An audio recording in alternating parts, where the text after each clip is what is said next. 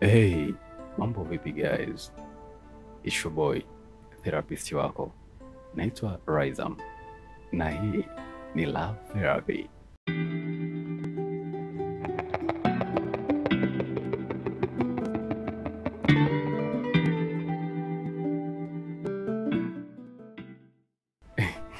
Okay, today tupo kwenye episode 4 ya Love Therapy, ambapo hapa kwenye Love Therapy, as you know, na kama wewe ndo for the first time unaangalia Love Therapy, basi it's all about love.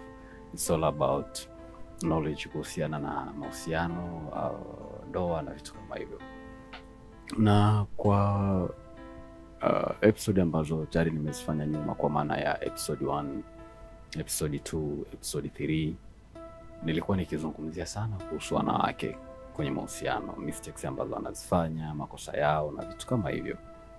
Lakini nikapata DM nyingi sana kwa hawa wanawake, like Rizam, kwa nini unatuongelea sana sisi wanawake?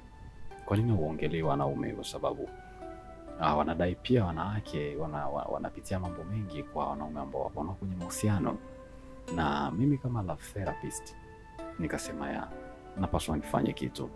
Lakini another thing before sijaendelea, niwaombe radhi na kuwa nikizitoa kwa kuchelewa sana hizi episode za Love Therapy. Yote ni kutokana na ratiba tu. Unajua mimi pia ni actor, mara ni writer na vitu kama hivyo, na ratiba zinakuwa zinaingiliana. Kwa hivyo mtanisamehe wale ambao mnafuatilia hizi Love Therapy. So today episode yetu nitazungumzia, nitaongelea wanaume, nitajiongelea na mimi mwenyewe sababu mwenyewe ni mwanaume, na nitaongelea vitu ambavyo ni mistakes ambazo wanaume tunazifanya tunapokuwa kwenye mahusiano, kama tunapokuwa sana kwenye ndoa na wanawake. Kwa hivyo kama wewe ni mwanamke na unakutana na hii video, please usiscroll, nisikilize mpaka mwisho, alafu hakikisha inamfikia huyo mwalifu wako. Lakini kama wewe ni mwanaume, hii ndio inakuhusu sana. Kaa bro, sikiliza, hakuna mtu ambaye amezaliwa anajua. Let's go. Okay, kuna siku nilikuwa nimekaa, tulikuwa tuko maskani, I remember, washikaji wengi tunapiga story. Akaja mzee mmoja hivi. Alipokuja story zikawa zimebadilika, zikaja story kuhusiana na mahusiano. Zilipokuja story kuhusu mahusiano, mzee alikuwa anaongea negative sana kuhusu mahusiano, lakini negativity zake zote alikuwa anaziongea ni kuhusu wanawake. Like, yani wanawake hawaridhiki, wanawake kwenye mahusiano especially ndoa ni wakorofi, yani ukishamuoa anabadilika. Akaongea vitu vingi sana kuhusiana na mahusiano. Lakini that day alinifanya nikakumbuka na nikaanza kufikiria like, kila mwanaume ukikutana naye ambaye ameoa huwa wanawake changamoto. Lakini mimi kwa akili yangu na research ambayo nimefanya, sikatai wanawake. Unajua wanawake wana sifa ya, kwa mfano, kununa, kwa kivuruge, ni love language ya wanawake. Hiyo siwezi nikakataa, wako hivyo kweli.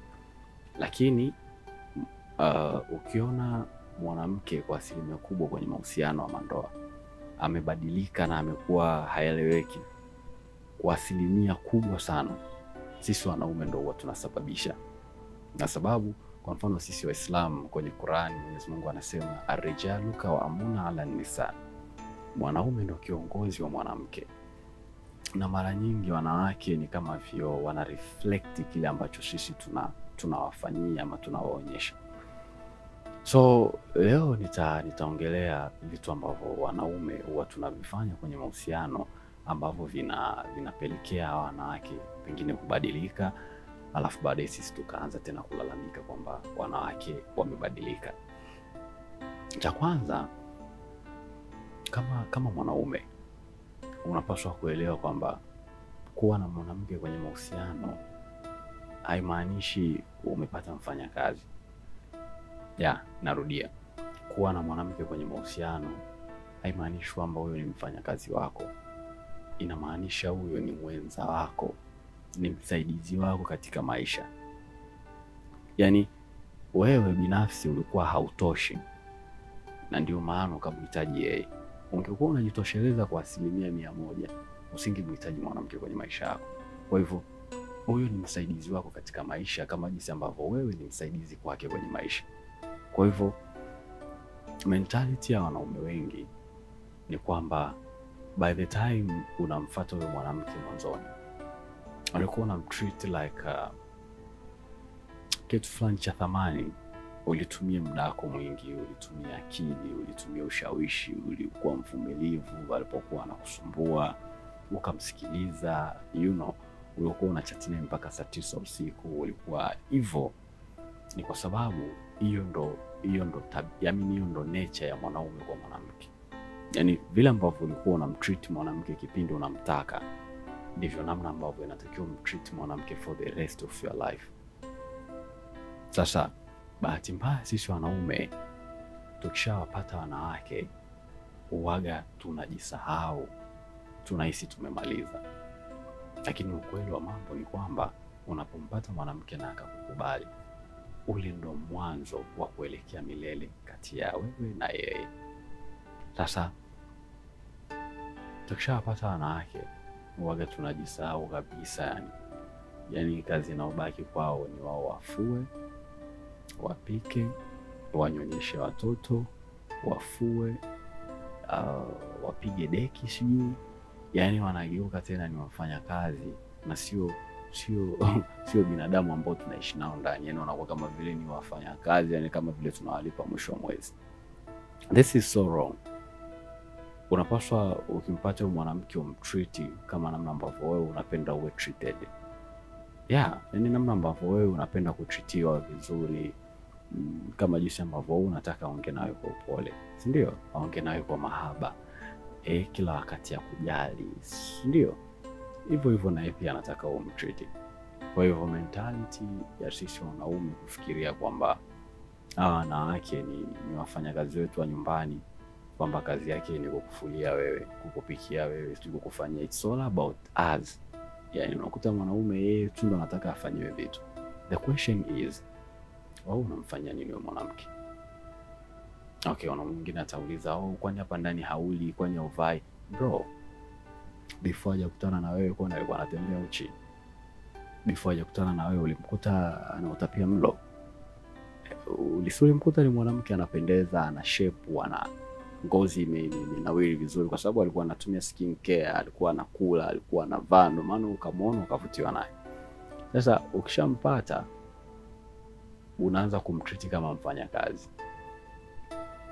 Ngozi yake inaharibika, unaanza kwenda kutafuta wanawake wengine nje. Kumbe wewe ndio umemharibu mwanamke wa watu kwa kushindwa kumtreat vizuri kwa upendo na kumthamini.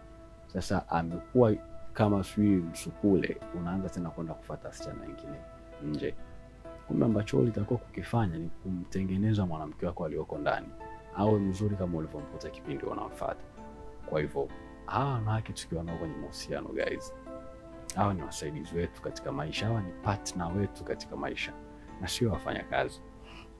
Lakini pointi namba 2 ni kwamba nimeigusia kidogo kwenye pointi namba 1 kwamba wanaume wengi tunafikiria kwamba ukishampata mwanamke, si ndio, ndo mwisho. Yani kwamba nishampata basi it's over. Lakini ukweli ni kwamba by the time mwanamke anakukubali, either ni wewe sio kumuoa ama anakukubali kwamba mwenyewe kwenye mahusiano, that's the beginning ya hiyo safari kuelekea forever huko, si ndio? Kwa hivyo ukiwa na mentality kwamba unishampata, unasahau kitu cha msingi sana, kwamba wanawake always wanataka kuwa treated vizuri, wanataka kuwa treated exactly the same namna ambavyo walikuwa wanamtreat kipindi unamapproach. Na nikukumbusha kitu kingine, wanawake huwa hawasahau. Moja ya sifa wanawake hawasahau.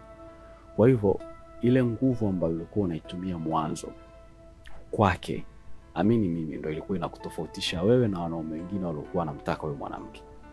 Yani wanawake wanatongozwa kila siku, si ndio?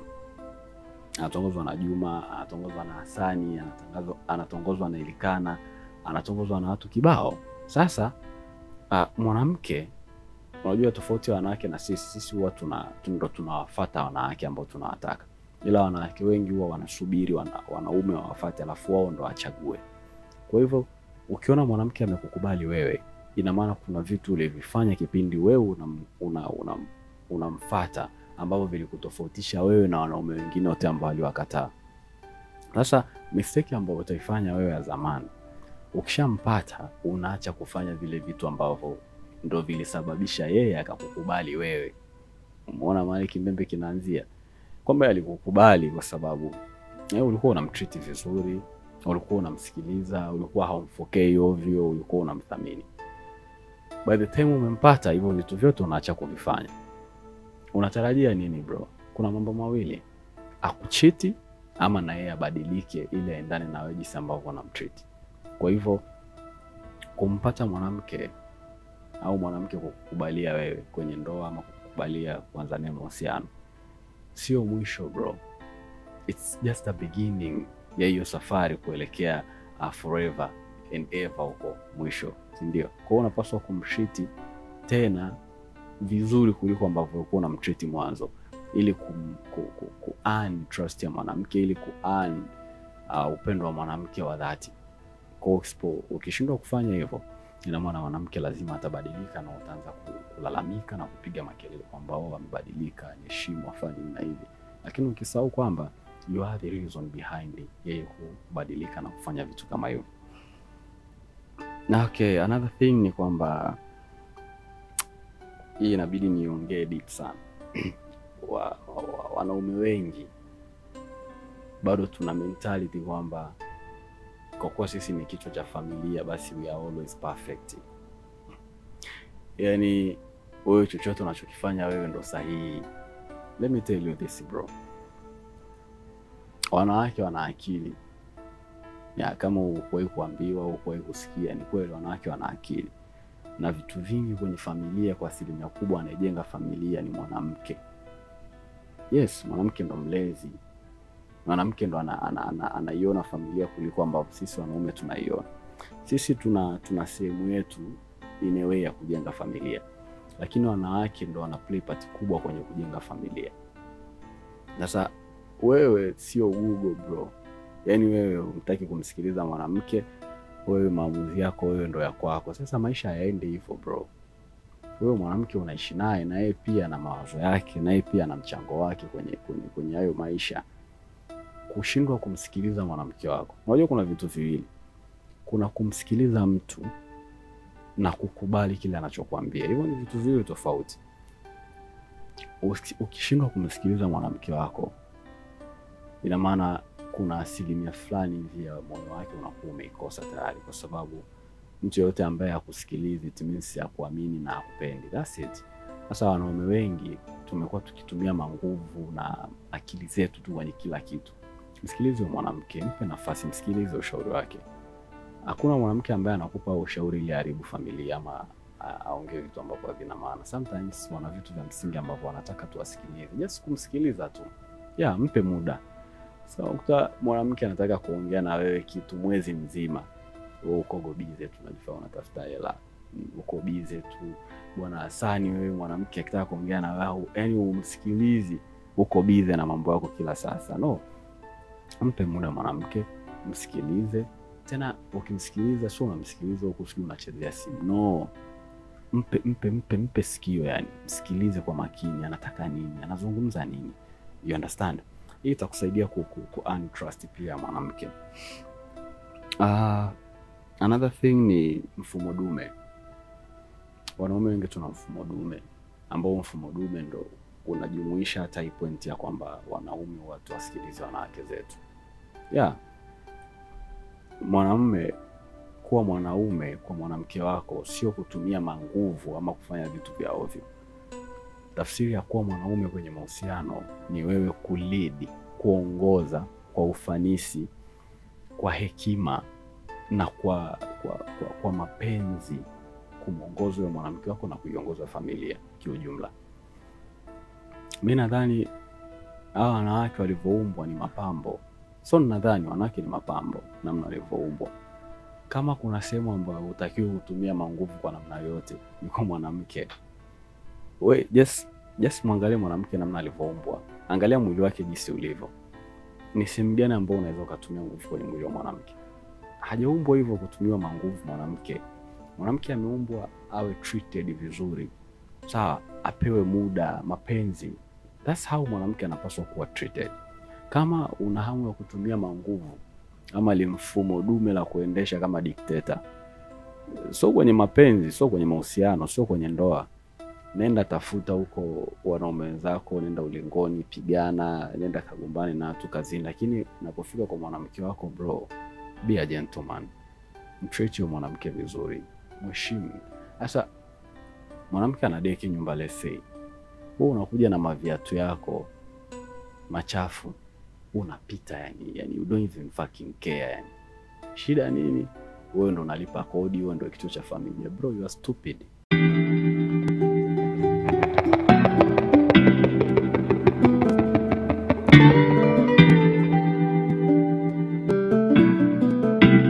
Bro, you are stupid. Very stupid. Kwa nini unamtreat mwanamke like ni mtumwa yani? Au kwa sababu wewe ni mwanaume unahisi unaweza kufanya chochote kwenye mahusiano? No, it's not. Yani kuna some of men akila hata kutoa vyombo mezani hawezi yani. Kwamba amekula wa vyombo kaacha hapo mezani, he don't care. Yo bro, hata kutoa vyombo mezani pia ni kitu kigumu ambacho wewe uwezi. Who are you yani? Ni mfalme ama ni nani? Kuna wanaume asubuhi anaamka anaenda kazini saa 11 labda. Unamwamsha mwanamke, sio mama fulani, sio niandalie breakfast. Really? Wewe ni mlemavu? Au hujui kuandaa breakfast, hujui kupika chai wewe? Yani wewe ni nani sasa? It's not okay. Yani wanawake kwa treat hivyo ambavyo wewe unahisi hakuna hiyo sheria kwa treat hivyo. Mwache mwanamke, treat mwanamke kwa nidhamu, treat mwanamke soft. Unahitaji kutitiwa soft. Na niwarudishe kwenye story ya huyo mzee mwanzo kabisa niliwaambia, ambaye alikuja maskani akawa analalamika kwamba wanawake ni visirani, wanawake ni hivi na hivi, wanawake vivuruge kwenye ndoa. Mimi nikamuuliza swali moja, nikamwambia mzee, una muda gani kwenye ndoa? Akaniambia mimi na watoto wakubwa almost kama wewe. Nikamwambia okay. Nikamuuliza wewe kazini kwa wiki unaenda mara ngapi? Akaniambia anaenda kazini Jumatatu mpaka Ijumaa. Jumamosi na Jumapili anapumzika. Nikamwambia okay. Na mke wako? Akaniambia mke wake ni mama ambaye anakaa tu nyumbani kwa huo muda wote ambao amekuwa naye. Nikamwambia okay sawa. So uwaga ni nini unachokifanya Jumamosi na Jumapili ukiwa free? Akaniambia inategemea, kama mimi ni shabiki wa mpira, kama kuna mechi hivyo nitalala, baadaye nitaenda zangu kuangalia mpira, nitasalimia ndugu zangu, nitaenda kunywa kahawa, tutapiga story mbili tatu na wanaume wenzangu, nitarudi nyumbani nitalala. Nikamwambia that's a problem. Nikamwambia wewe umenizidi umri na una experience ya ndoa, mimi sina experience ya ndoa. Lakini nahitaji tu experience ya binadamu kutambua kwamba wewe kuna sehemu kubwa ambayo ulikuwa unakosea na unapaswa umheshimu huyo mwanamke kama yupo na wewe mpaka sasa hivi. Akaniuliza kwa nini unasema hivyo? Nikamwambia imagine kwa miaka yote ambayo umeishi na huyo mwanamke, hiyo ndo ratiba yako ya weekend kwa hiyo miaka yote. Yani unaenda wiki nzima kazini, si ndio? Hiyo wiki nzima mwanamke anafanya kazi zote za nyumbani.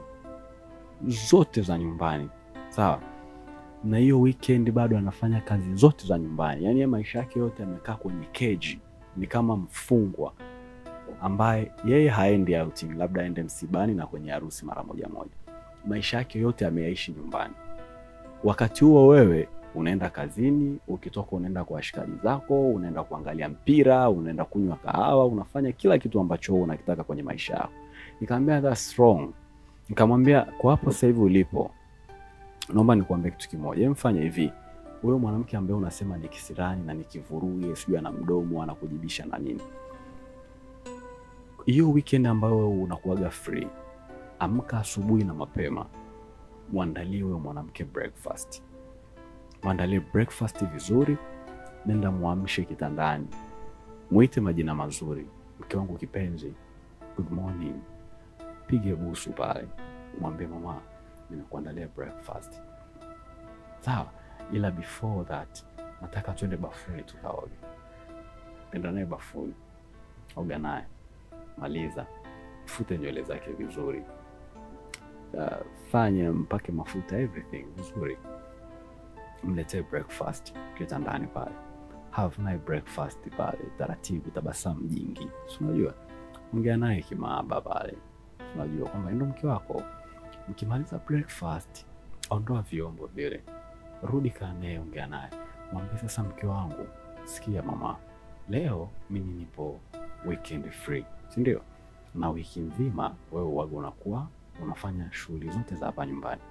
Ila leo mimi sitaki kukuona unafanya shughuli yoyote ile. Nataka ukae urelax kabisa. Kama kuna cha kunituma nitume, kama kuna kazi yoyote ya nyumbani nataka mimi leo niifanye.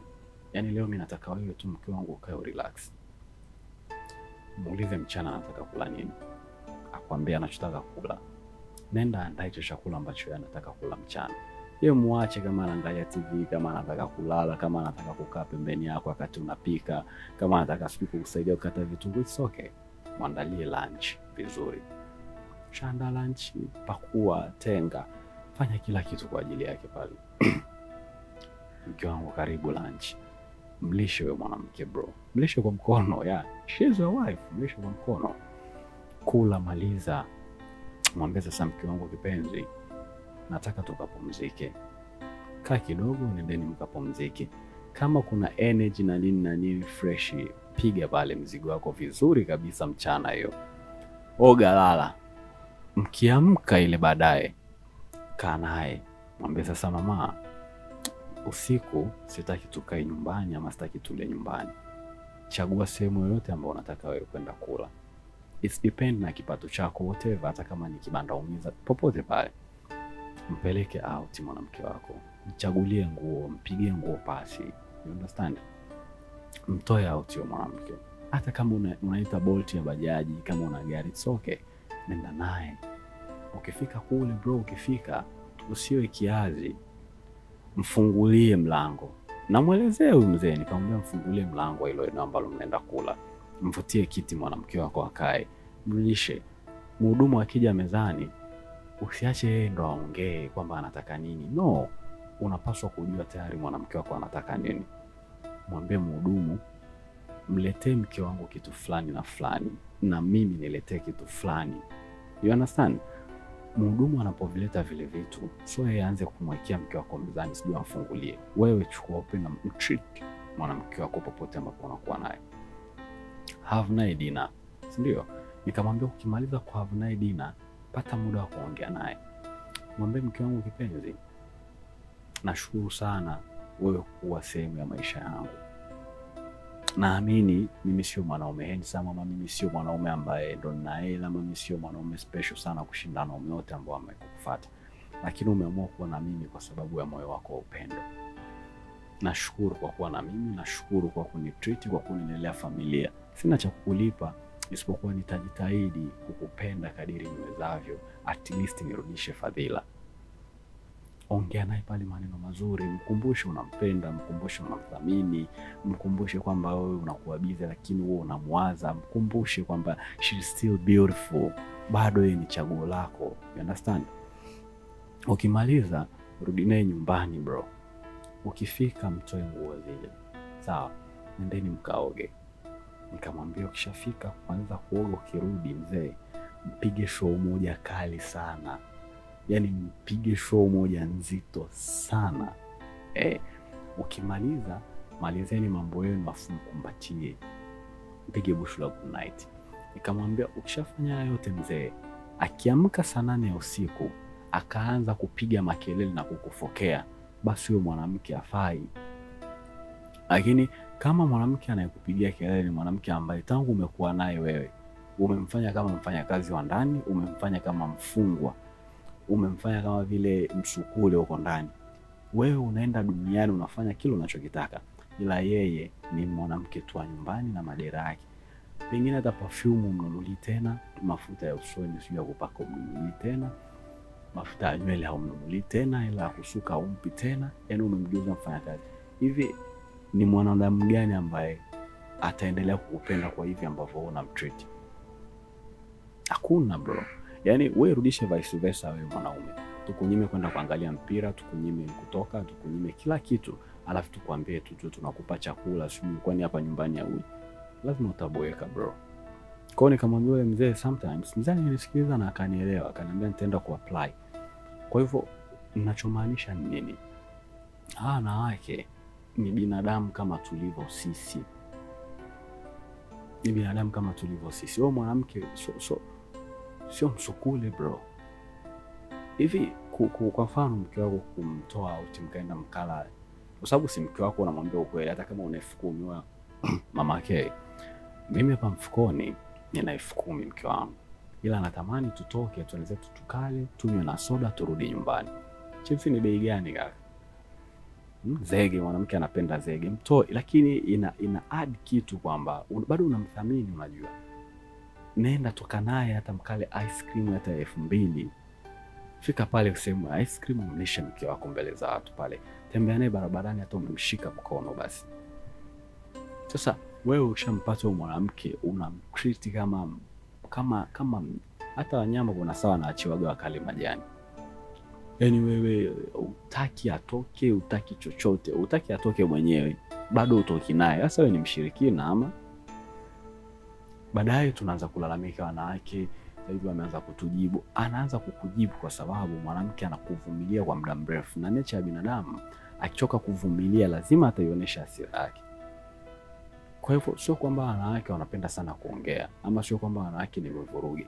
Matendo yetu sisi, namna ambavyo tunawatreat, ndio yanapelekea wao kuwa hivyo ambavyo wapo. Sio kama mmenielewa wakuu.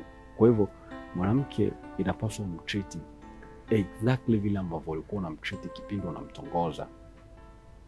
Sasa ukishampata unataka ubadilike. Yani wewe ulivyompata mwanamke umebadilika, ila wewe hutaki abadilike. Wewe ni mchawi. Mtreat vile ambavyo ulimtreat kipindi unamfuata, alafu uone kama yeye atakutreat tofauti. Atakutreat na wewe exactly vile alivyokuwa anakutreat mapenzi yakiwa ya moto. Kwa kwenye mahusiano, wanaume ndio waga tunaanza kubadilika, alafu wanawake wakibadilika sisi huwa tunalalamika. Wewe unataka mwanamke akuheshimu, wewe kutwa nje uko na michepuko bro. Wewe mwanamke wako akiwa na mchepuko, wewe utamheshimu gani? Wewe ukamheshimu. Unataka mwanamke aongee na wewe kwa nidhamu, na kati wewe mwanamke kila baada ya dakika 5 unampiga mangumi, hawezi akakuheshimu mwanamke. Haiwezekani. Atakupa the same energy ambayo wewe unampa yule mwanamke. Mtreat mwanamke kwa heshima. Na kitu cha mwisho kabisa ambacho nataka kufunga nacho ni kwamba wanaume wengi huwa tunashindwa kuwalinda wanawake zetu, na tunashindwa kulinda heshima zao. Ipo hivi, madhaifu ya mwanamke wako, ugomvi, sio mmegombana, mmefanya nini, whatever, hakikisha inabaki ni kati ya wewe na yeye. Yani asiingilie rafiki, asiingilie ndugu, asiingilie mama yako, baba yako, asiingilie mtu yoyote, kwa sababu wakishaingilia ni tayari kama vile umemfungua nguo mwanamke wako. Hakikisha matatizo yenu yanabaki ni wewe na yeye. Sasa washikaji wengi, ushagombana na mwanamke wako, utaenda utamwadisia mshikaji wako, yule mwanamke jao, yule mwanamke hivi na hivi na hivi. Hata mkija kupatana na mwanamke wako, washikaji bado watabaki na ile memory ambayo wewe uliwaelezea kuhusu mwanamke wako. Haijalishi mwanamke wako amekosea mbele za watu, kaa upande wake, baadaye utamwonyesha kwamba na pale ulikuwa umefanya sio sahihi. Lakini always simama na mwanamke wako bro. Iwe ni yeye against ndugu zako, whatever, linda heshima mwanamke wako bro. That's love. Make sure unafanya hivyo. Linda heshima ya mwanamke wako. Mpaka hapo mimi nadhani nimefika mwisho kwenye episode ya 4 ya Love Therapy. Until next time, it's your boy Rizam. Siku hizi wananiita Love Therapist, and this is Love Therapy. Bye bye.